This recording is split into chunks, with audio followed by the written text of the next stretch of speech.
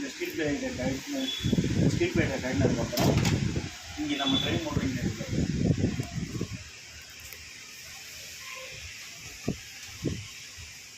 இதில் மொத்தம் 3 ஸ்க்ரூ இருக்கும். இங்கே இங்கே இங்கே இந்த 3 ஸ்க்ரூ கட்டினா மெயின் ட்ரைவ் மோட்டர் தனியாக வந்துடும். இந்த கனெக்டர் ரிமூவ் பண்ணிட்டு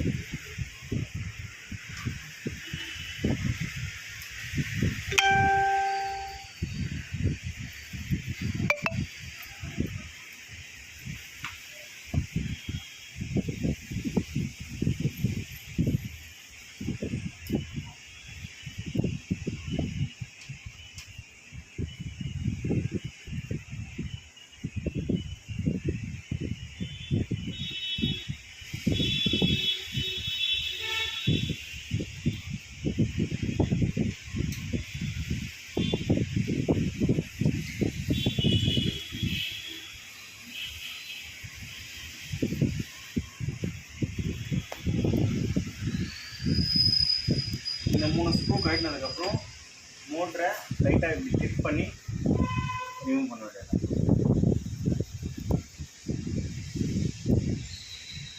இதுதான் நம்ம மெயின் ட்ரைவ் மோட்டர்.